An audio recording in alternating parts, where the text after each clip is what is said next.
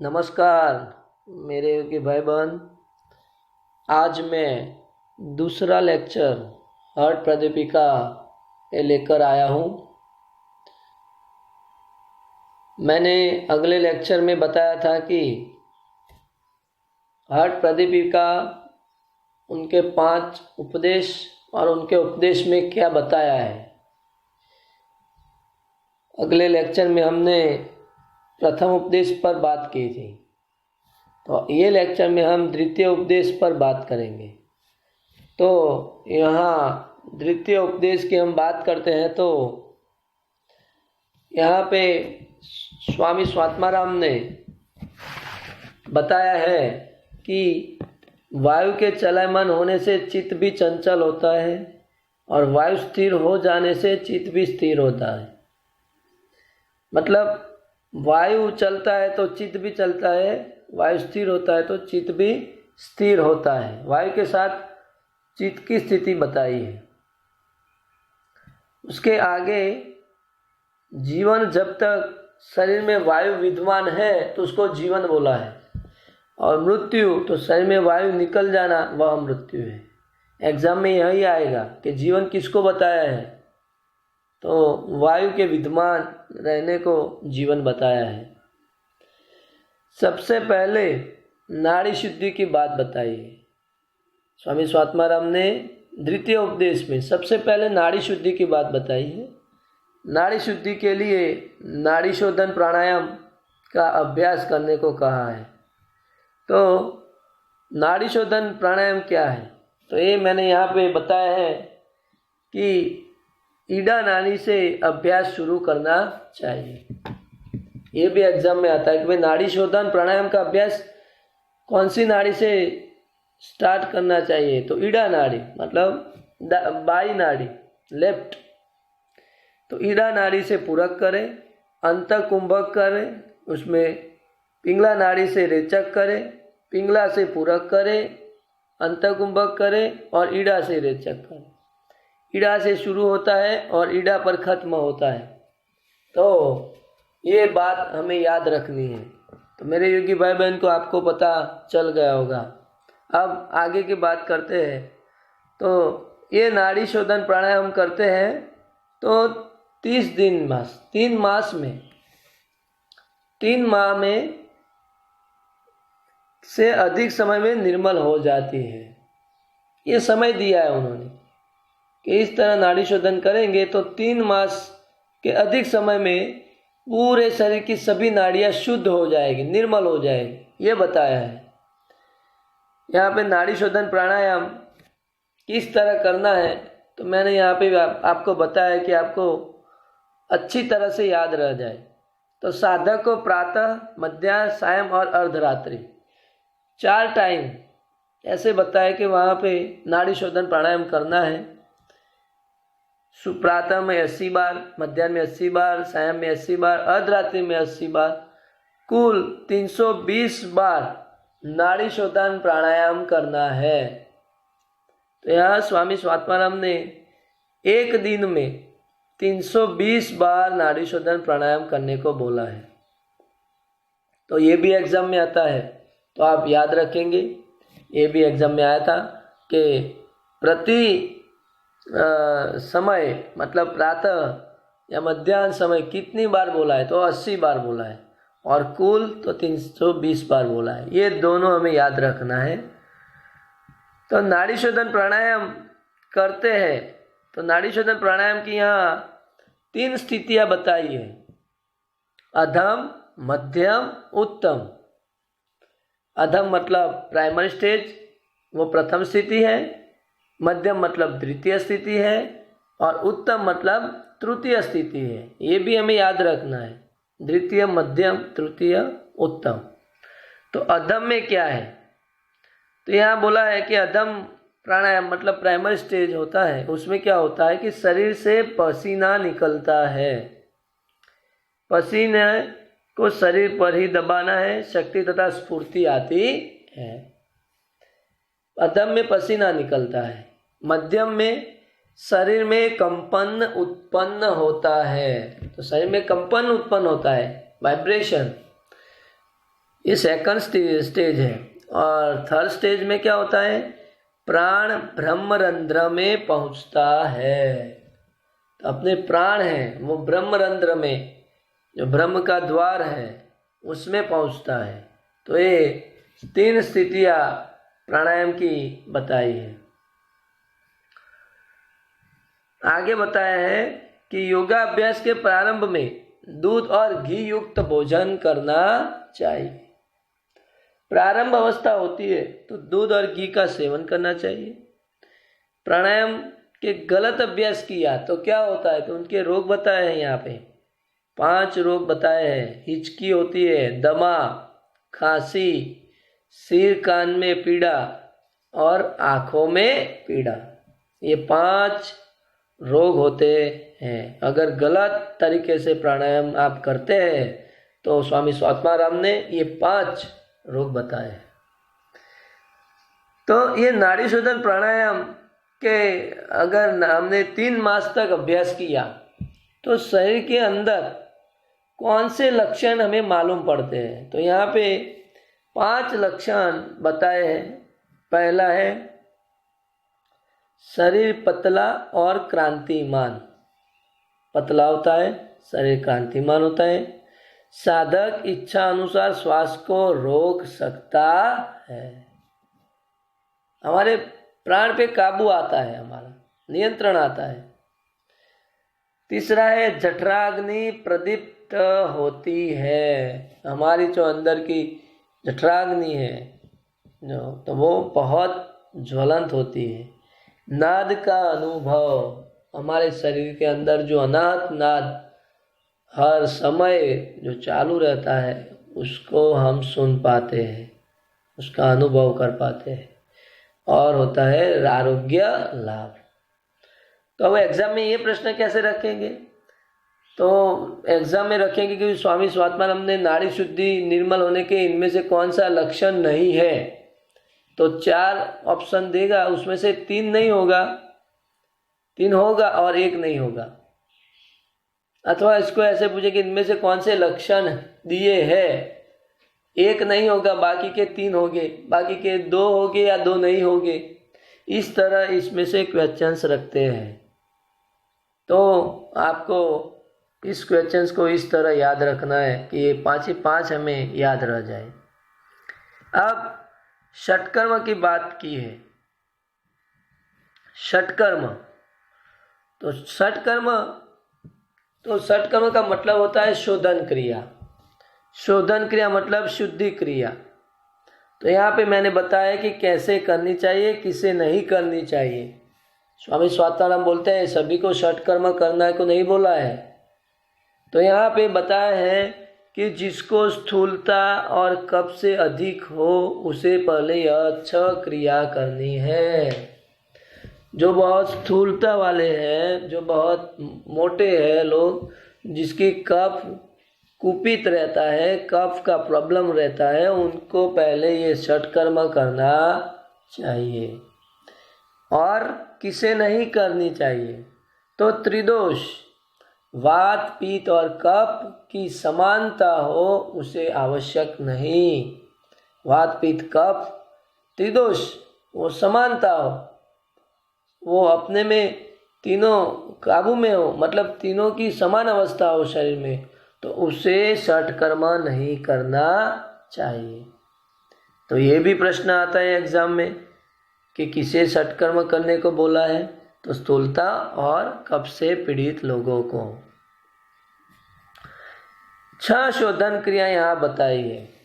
मैंने यहाँ लिखा है कि क्रमशः याद रखे। यहाँ पे पहली है धोती, दूसरी है बस्ती, तीसरी नेति, चौथी त्राटक, 5वीं नौली और 6ठी कपालभाति। धोती बस्ती नेति नौली, धोती बस्ती नेति त्राटक नौली कपालभाति। गिरण संहिता में इससे पहले नौली दिया है, उसके बाद में त्राटक दिया है, नेति के बाद नौली दिया है। लेकिन स्वामी स्वात्माराम ने पहले त्राटक दिया है, बाद में नौली दी है। तो ये आपको याद रखना है। तो एग्जाम में आएगा कि षटकर्म में चौथी अवस्था चौथी क्रिया स्वामी स्वात्माराम ने कौन सी क्रिया करने को कहा है? तो आपको ये पता होना चाहिए कि त्राटक, चौथा त्राटक आता है। तो इसको क्रमशः हम याद रखेंगे। पहला है धोती, बस्ती, नेति, त्राटक, नौली और कपाल भाती। तो मैं आशा रखता हूँ कि आपको अच्छी तरह पता चल गया होगा। मेरे भाइयों, आप ये मेरे वीडियो देखेंगे तो आपको सब याद रह जाएगा। अच्छी तरह उसको देखें, पढ़ें, उसका नोट्स बनाएं और उसको बार बार सुने। आप वीडियो को बार बार सुने तो आपको एकदम सरल तरीके से याद रह जाएगा। अब ये 6 क्रियाएं हैं, तो ये 6 क्रियाओं को हम विस्तार से देखते हैं। तो पहली है धोती। अब यहाँ पे धोती का वर्णन यही होगा कि जो स्वामी स्वात्माराम ने हमें बताया है, और कोई धोती को हमें लेना नहीं है। स्वामी स्वात्माराम ने हठ प्रदीपिका में जो बताया है उसकी ही हम चर्चा करेंगे। तो पहले है धोती। तो धोती के क्रिया तो यहाँ बताया कि 4 अंगुल चौड़ा, 15 हाथ लंबा, कपड़ा जल में भिगोकर धीरे धीरे निगलना। धोती तो आपको पता है कि पूरा कपड़ा हम निगलते हैं और उसको बाहर निकाल देते हैं, तो अंदर का पीत कफ जो भी होता है वो धोती के साथ चिपक कर बाहर निकल जाता है। तो यहाँ पे बोला है कि 4 अंगुल चौड़ा। ये पूछता है, ये एग्जाम में आता है कि कितना अंगुल चौड़ा बताया है, तो 4 अंगुल।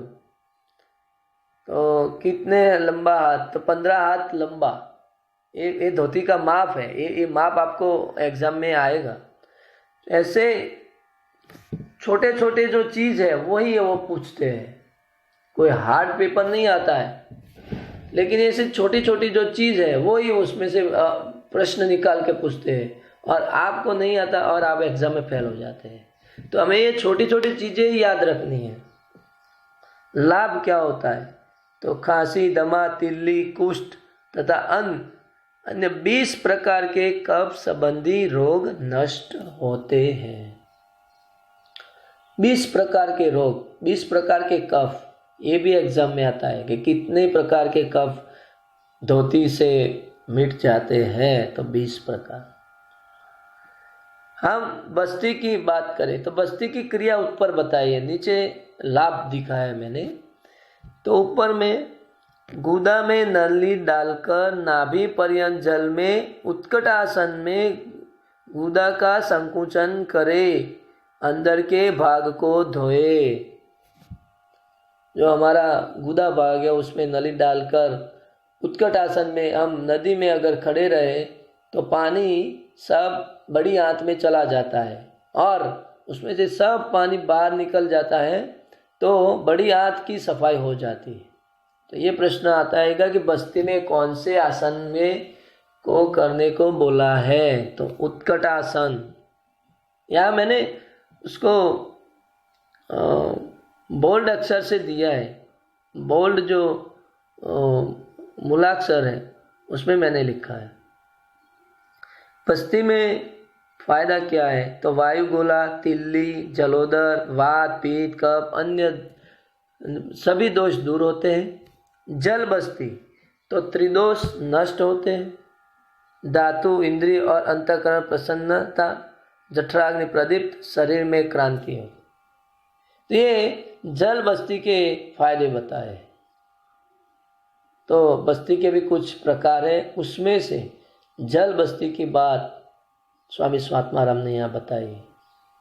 तो आपको अच्छी तरह पता चल गया होगा। अब आगे की बात करते हैं नेति। तो सूत्र नेति की बात यहाँ बताइए। नेति में याद रखना, जल नेति की बात नहीं बताई, सूत्र नेति की बात बताई है। तो सूत्र नेति में क्या है कि 9 इंच लंबी सूत्र नासिका में डालकर मुख से बाहर निकाले। जो सूत्र के धागे से बनी हुई जो होती है तो वो 9 इंच लंबी होनी चाहिए। ये माप दिया है, ये भी एग्जाम में आएगा। कितने इंच लंबी? तो 9 इंच। नाक से नासिका में डालना है, मुख से बाहर निकालना है। कपाल प्रदेश मस्तिष्क को शुद्ध करती है, कपाल प्रदेश को शुद्ध करती है, सूक्ष्म दृष्टि प्राप्त होती है, स्कंद प्रदेश के ऊपर होने वाले रोग समूह नष्ट होते हैं। स्कंद के ऊपर मतलब हमारे जो ये स्कंद है उसके ऊपर का भाग मतलब गले से लेकर पूरा मुंह तक, उसके सभी रोग नष्ट होते हैं। यहाँ मैंने आपको ध्यान आपका जाए इसलिए मैंने यहाँ लिखा है कि जल नीति की बात कही नहीं है, जल नीति की बात स्वामी स्वात्माराम ने बोली नहीं है। तो मेरे प्यारे भाई बहन, मैं आपको बिल्कुल स्पष्ट तरीके से आपको बता रहा हूँ, बिल्कुल चिवटता से, बिल्कुल शार्प मेहनत हमें करनी है। अब चौथा है त्राटक। त्राटक की क्रिया यहाँ बोला है कि सूक्ष्म लक्ष्य को एकाग्र होकर देखिए जब तक आँख में आंसू बाहर न निकले, आँख में से आंसू बाहर नहीं निकले तब तक सूक्ष्म कोई चीज हो, सूक्ष्म कोई लक्ष्य हो तो उसको देखें। लाभ तो नेत्र रोग दूर होते हैं, तंद्रा आदि दूर, सोने की पेटी के समान गुप्त रखना है। ये क्वेश्चंस भी आता है कि कौन से सत्कर्म को सोने की पेटी में गुप्त रखने को बोला है, तो त्राटक, किसी को बताना नहीं है। उसके बाद हम नौली की बात करेंगे। तो उदर को दाएं से बाएं और बाएं से दाएं घुमाना, नौली क्रिया जो हम देखते हैं बाबा रामदेव अपने जो उदर हिलाते हैं, तो उसमें बाएं से दाएं, दाएं से बाएं और बाएं से दाएं। तो नौली से क्या लाभ होता है? जठराग्नि प्रदीप्त, पाचन क्रिया तेज होती, विविध रोग दोषों नष्ट होते हैं। तो जठराग्नि प्रदीप्त होती है, ये उसका बड़ा लाभ है। उसके बाद हम देखें कपालभाति। तो लुहार की धोकनी के समान शीघ्रता से रेचक पूरक करना। तो लुहार की जो धोकनी है उसके समान शीघ्रता से, मतलब फास्ट, रेचक पूरक करना, श्वास लेना श्वास छोड़ना, श्वास लेना श्वास छोड़ना, वो कपालभाति। याद रखिए, यहाँ स्वामी स्वात्माराम ने रेचक पूरक करने को बोला है। कपालभाति में हम ओनली रेचक ही करते हैं, लेकिन स्वामी स्वात्माराम ने रेचक करने को नहीं बोला है, उसने दोनों की बात की है, रेचक पूरक करने को बोला है। जो यहाँ लिखा है वो ही एग्जाम में आएगा, इसलिए मैं आपको बता रहा हूँ कि आप मिसगाइड मत हो। अगर आप कपालभाति बात करें तो आपको हाँ लगेगा हाँ भाई चलो श्वास को निकालना ही है, रेचक ही करना है, लेकिन ऐसा नहीं है। रेचक और पूरक करने को बोला है, पहले रेचक बाद में पूरक, ये भी याद रखना। तो कपालभाति से क्या होता है? तो कफ रोगों को नष्ट करने वाली है। कपालभाति से कफ रोग दूर होते हैं। तो यहाँ पे हमने 6 कर्मों की बात की, आपको अच्छी तरह पता चल गया होगा कि कौन सा कर्म किस तरह करना है और उसके लाभ क्या है। मित्रों, मैं बार बार आपको बोल रहा हूँ, इसको आप अच्छी तरह से सुने, प्रश्न कैसे आता है वो सोचे और उसको उस तरह याद रखें, तो आप नेट को आराम से क्वालिफाई कर पाएंगे, जीआरएफ भी क्वालिफाई कर पाएंगे। आपको कोई भी नहीं रोक सकता ये परीक्षा आप क्वालिफाई ना कर पाए, आप कर ही पाएंगे, ऐसा मेरा विश्वास है। अब प्राणायाम के सभी प्राणायाम के यहाँ पे लाभ बताए हैं। तो प्राणायाम तो सभी प्रकार के मलों की निवृत्ति करता है, अपने शरीर के सभी प्रकार के मल दूर करता है। वायु सुषुम्ना नाड़ी में प्रविष्ट होता है। जो प्राण वायु है वो सभी नाड़ियों में चलता है, लेकिन सुषुम्ना में नहीं चलता, तो प्राणायाम से चलने लगता है। वायु सुषुम्ना में प्रवेश होता है तब क्या होता है? मन में स्थिरता आती है, और मन में स्थिरता आती है तो मनोन्मनी अवस्था प्राप्त होती है।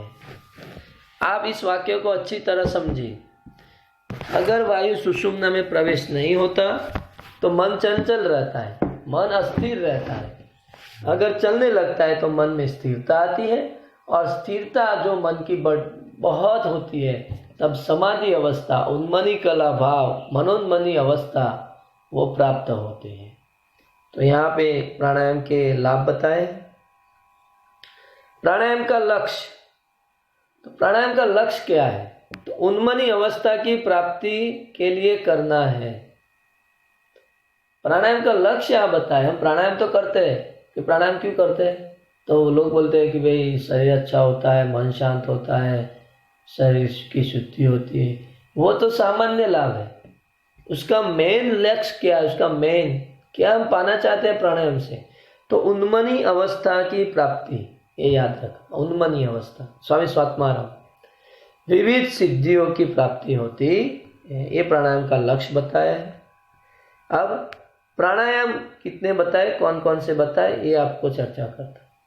तो यहाँ पे प्राणायाम के 8 प्रकार बताए हैं। पहला है सूर्य भेदन, दूसरा उज्जाई, तीसरा सितकारी, शीतली, भस्त्रिका, भ्रामरी, मूर्छा और प्लाविनी। तो 8 प्राणायाम यहाँ बताए। तो ये हमें याद रखना है। सूर्य भेदन, उज्जाई, शीतली, सितकारी, भस्त्रिका, भ्रामरी, मूर्छा और प्लाविनी। इसमें क्रम याद नहीं रखना है, क्रमशः याद नहीं रखना, टोटल 8 याद रखना। इसमें क्रम नहीं आपको पूछेगा कि भाई कौन से है। तो सूर्य भेदन, उज्जाई, शीतली, सितकारी, भस्त्रिका, भ्रामरी, ये दोनों भ हो गए, ये दोनों स हो गए, सूर्य भेदन उज्जाई हो गए, और मूर्छा प्लाविनी, ये 8। यहाँ पे कुछ बंधों की बात की है। तो जालंधर बंध बोला है कि जालंधर बंध कब करना है? तो पूरक के अंत में जालंधर बंद करना है। हम पूरक श्वास लेते हैं, तो श्वास लेने के बाद गले को सिकोड़ कर, ये चिबुक है अपने, वो अपने चेस्ट को लगाकर, मतलब जालंधर बंद करना है, गले को लॉक करना है, वो जालंधर बंद है पूरक के अंत में। ये प्रश्न में ये आता है। उड़ियान बंद कब करना है? तो कुंभक के अंत में और रेचक के प्रारंभ में। कुंभक के अंत में और रेचक के प्रारंभ में करना है। अगर हमने कुंभक किया और अंत कुंभक किया और अब श्वास को बाहर निकालना है, तो उसके बाद हमें उड़ियान बंद करना है। अगर श्वास को हम बाहर निकालते हैं, अंदर नहीं रोक पाते, तो उसके पहले उड़ियान बंद हमें करना। तो ये दोनों प्रश्न भी एग्जाम में आते हैं। तो अब हम प्राणायाम की बात करेंगे। तो प्राणायाम से क्या होता है? तो मैंने आपको बताया कि प्राणायाम से प्राण सुषुम्ना नाड़ी में प्रविष्ट होता है। अब सुषुम्ना नाड़ी में प्रविष्ट होता है तो क्या होता है? तो पूरक करते हैं, जालंधर बंद करते हैं, मूल बंद करते हैं, उड़ियान बंद करते हैं, तीनों बंद करते हैं। पूरक करके हम तीनों बंद करते हैं। पहले जालंधर बंद, बाद में मूल बंद, और लास्ट में उड़ियान बंद। यह देखना। तो क्या होता है? प्राण सुषुम्ना में प्रविष्ट होता है। तो आपको पता चल गया होगा कि प्राणायाम का लक्ष्य क्या है, प्राणायाम का हेतु क्या है। तो प्राण को सुषुम्ना में प्रवेश कराना। अब यह बताया है कि अपान को ऊपर, प्राण को कंठ से नीचे ले जाने, मतलब प्राण अपान करना। अपान वायु मतलब अपान वायु का स्थान हमारे गुदा द्वार है, वहां पे है। प्राण का स्थान ऊपर है, तो प्राण को नीचे ले जाना और अपान को ऊपर ले जाना। अपान नीचे है, उसको ऊपर लाना। प्राण ऊपर है, उसको नीचे ले जाना। तो दोनों का मिलन होगा। तो यहाँ दोनों का मिलन है, प्राण प्लस अपान, ये मिलन होता है। तो क्या होता है? बुढ़ापा से मुक्त 16 वर्ष के युवक समान हो जाता है। तो 16 वर्ष के युवक के समान हो जाता है, मतलब हमारी जठराग्नि तेज होती है, शरीर में स्वास्थ्यता पैदा होता है, और शरीर स्वस्थ होता है तो हमारा जो दिखता है, हमारा जो शरीर दिखता है वो 16 वर्ष के आयु के समान दिखता है, बुढ़ापा नहीं आता। तो आपको ये मैंने बताया प्राण और अपान। अब प्राणायाम के जो 8 प्रकार मैंने बताए उसको किस तरह करना है और उसका लाभ क्या है वो मैं आपको बताऊंगा। तो यहाँ पे हम देखते हैं कि प्राणायाम, तो सूर्य वेदन प्राणायाम। सूर्य वेदन, अब आपको पता है कि हमारी दाई नाड़ी, जो दाई नासिका है वो सूर्य है और बाई नासिका है वो चंद्र है। तो दाई नासिका से श्वास ले, अंदर रोके और बाई नासिका से बाहर निकाले, उसको सूर्य वेदन प्राणायाम बोलते हैं। तो सूर्य वेदन से क्या होता है, मस्तिष्क प्रदेश शुद्ध होता है, हमारा मस्तिष्क जो प्रदेश है वो शुद्ध होता है, कृमि दोष दूर होता है, हमारे अंदर के कृमि दोष होते हैं वो नष्ट होते हैं, और वात संबंधी रोग नष्ट होते हैं, मतलब वायु संबंधी जो भी रोग है हमारे शरीर में वो नष्ट होते। दूसरा है उज्जाई प्राणायाम। स्वामी स्वात्माराम ने जितने भी लाभ बताए उतना ही लिखा है मैंने, उसे कई लाभ होते हैं सूर्य वेदन से, लेकिन मैंने नहीं लिखा है। क्यों? क्योंकि हम 8 प्रदीपिका के ग्रंथ के अनुसार चलते हैं, तो आपको इस तरह ही याद रखना है। उज्जय प्राणायाम से क्या होता है, तो दोनों नथुने से आवाज के साथ श्वास ले, रोके और बाई ईडा से बाहर निकाले। दोनों नासिका से श्वास लेना है और गले को थोड़ा सिकुड़ कर आवाज के साथ श्वास अंदर लेना है, और ईडा नाड़ी मतलब बाई नासिका से, ये एग्जाम में आएगा कि उज्जय नाड़ी में कौन सी नासिका से श्वास को बाहर निकालना है, तो बाई ईडा से बाहर निकालना है। तो कब्जन्य कंठ दोष दूर होते हैं, जठराग्नि प्रदीप्त होती है, नाड़ी जलोदर धातु संबंधी रोग भी नष्ट होते हैं। याद रखिए, उठते बैठते चलते सदा इस प्राणायाम का अभ्यास करना चाहिए, ये हमें याद रखना है। एग्जाम में ये आता है कि कौन सा प्राणायाम हम उठते बैठते चलते कर सकते हैं, तो उज्जाई प्राणायाम हम उठते बैठते चलते कर सकते हैं। उसके बाद में है शीतकारी प्राणायाम। तो मुख से शीतकार करके पूरक और रेचक नासिका से करें।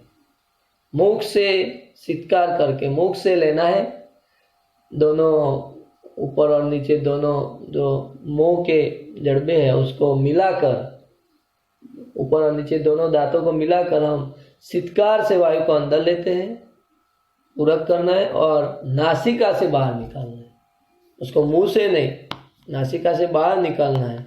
तो शीतकारी से क्या होता है, तो शरीर कामदेव जैसा होता है, जो हमारे कामदेव है उनके जैसा शरीर, बहुत मस्त सुंदर शरीर हो जाता है। भूख प्यास निंद्रा सुस्ती का अनुभव नहीं, और सृष्टि और संहार करने में सक्षम। हम जो भी निर्माण करना है, जो भी हमें नष्ट करना है, वो उसकी शक्ति हमारे अंदर आ जाती है। तो ये शीतकारी प्राणायाम के लाभ हुए। यहाँ याद रखें, ऊपर क्रिया दी है और नीचे लाभ दिया है। शीतली, तो जीभ को मोड़कर, जीभ को फोल्ड करना है और वायु को अंदर लेना है और नासिका से रेचक करें। जो शीतकारी में भी नासिका से रेचक है और शीतली में भी नासिका से ही रेचक है। जीभ को फोल्ड करना है और ये प्राणायाम करना है। इसमें क्या होता है, वायु गोला, तिल्ली, ज्वर, पीत, भूख प्यास सभी प्रकार के रोग विष के प्रभाव को नष्ट करता है। कोई भी रोग है, जो वात पित्त कफ के जो भी रोग है, तो ये शीतली प्राणायाम दूर करता है। शीतली मतलब हमारे अंदर, शीतली और शीतकारी हमारे अंदर ठंडक उत्पन्न करती है, हमारे अंदर शीतलता उत्पन्न करता है। तो अब शीतलता होती है तो क्या होता है, तो भूख प्यास अच्छी लगती है, वायु गोलन दूर होता है, एसिडिटी कब्ज वो दूर होता है, पित्त ज्वर हो, पित्त मतलब अग्नि वो दूर होता है, शरीर में शीतलता आती है शीतली से। उसके बाद में हम देखेंगे भस्त्रिका। पद्मासन में बैठकर नासिका से लोहार की धोखनी की तरह पूरक रेचक करें। जब शरीर में थकान आ जाए दाहिनी नासिका से पूरक करना। यहाँ पे भस्त्रिका पद्मासन में करने को बोला है, पद्मासन में करना चाहिए। और जब शरीर में थकान आ जाए तब दाई नासिका मतलब हमारी राइट साइड वाली नासिका से पूरक करना चाहिए। उसके लाभ तो वात पित्त कब्जन्य विकार दूर होते, वायु सुषुम्ना में प्रवेश करके कुंडलिनी जागरण, ये मेन लाभ है भस्त्रिका का। वायु सुषुम्ना में प्रवेश होता है और कुंडलिनी जागरण होता। तीनों ग्रंथियों का भेदन करता है। हमारे अंदर 3 ग्रंथियां आती है, विष्णु ग्रंथि, ब्रह्म ग्रंथि और रुद्र ग्रंथि। ये तीनों ग्रंथियों, ये भी लाभ एग्जाम में आता है कि भस्त्रिका से क्या लाभ होता है, तो तीनों ग्रंथियों का भेदन करता है। उसके बाद में हम देखेंगे कि भ्रामरी। तो भ्रामरी से क्या होता है, तो भ्रामरी भ्रमर के गुंजन के समान आवाज के साथ पूरक रेचक करना। तो भ्रामरी से तो खेत में अपूर्व आनंद लीला की उत्पत्ति, मतलब अपने मन में अपने अंदर इतना आनंद मिलता है। अपूर्व आनंद की प्राप्ति कौन से प्राणायाम से होती है, ये प्रश्न आएगा। तो ये भ्रामरी प्राणायाम से होता है। तो मूर्छा की बात हम करेंगे कि मूर्छा मतलब मूर्छित कर देने वाला प्राणायाम, हमारे मन को मूर्छित कर देता है। तो पूरक करके दृढ़ता पूर्वक जालंधर बंद करे, हमें पूरक करना है। और अंतकुंभक जो हो जाता है तो उसको अंदर ही रखना है, प्राणवायु को अंदर ही रखना है, उसको बाहर नहीं निकाल देना।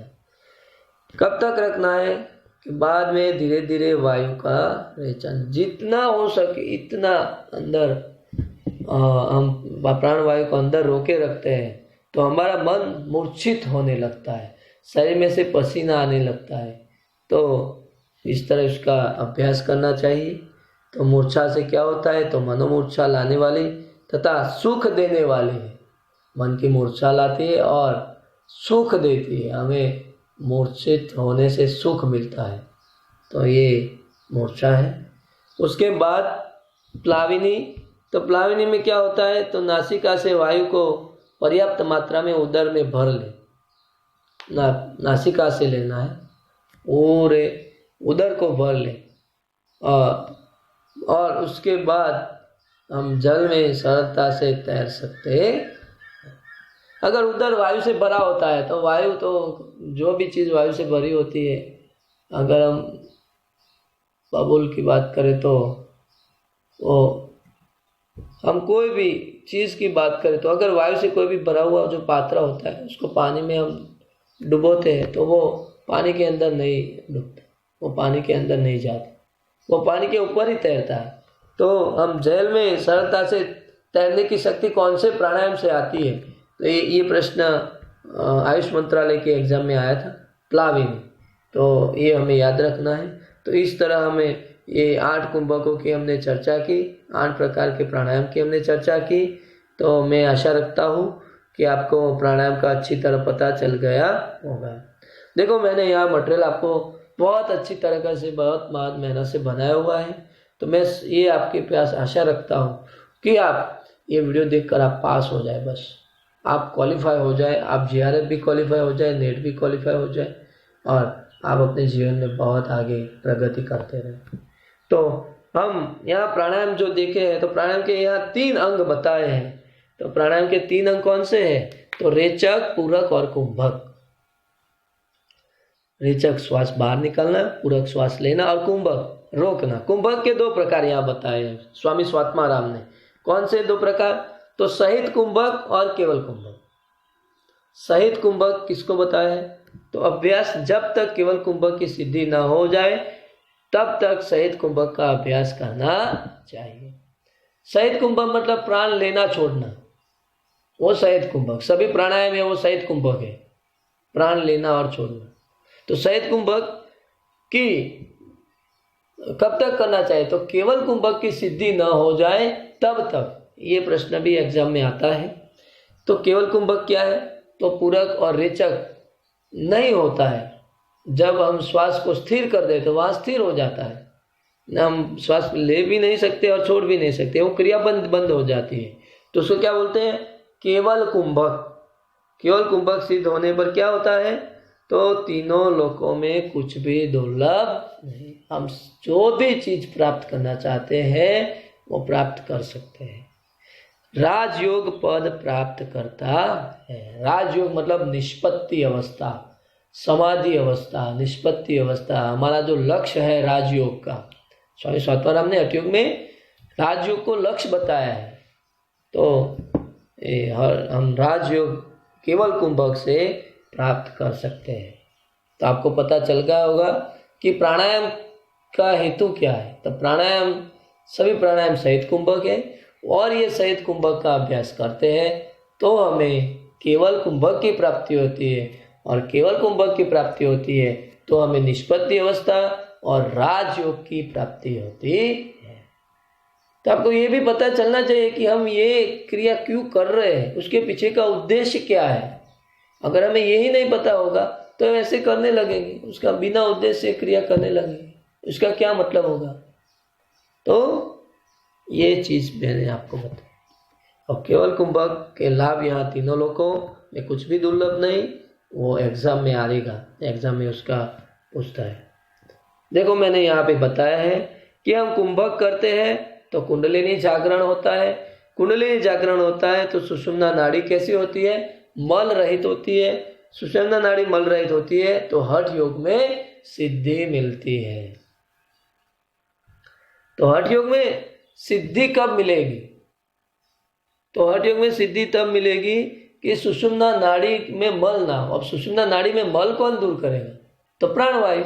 तो प्राणवायु सुषुम्ना में तो बहता ही नहीं है, तो वो बहने के लिए क्या करेंगे? कुंभक करेंगे। कुंभक करेंगे तो प्राणवायु अंदर बहेगा, प्राणवायु सुषुम्ना नाड़ी में बहेगा तो कुंडलिनी जागरण होगा। कुंभक से कुंडलिनी जागरण होगा तो प्राणवायु सुषुम्ना नाड़ी के अंदर बहेगा। प्राणवायु सुषुम्ना नाड़ी में अंदर बहेगा तो सुषुम्ना नाड़ी मल रहित होगी, और मल रहित होगी तो हठ योग में सिद्धि मिलेगी। तो ये यहाँ पे मैंने तीर बता के यहाँ बताया है कि आप अच्छी तरह समझ सके।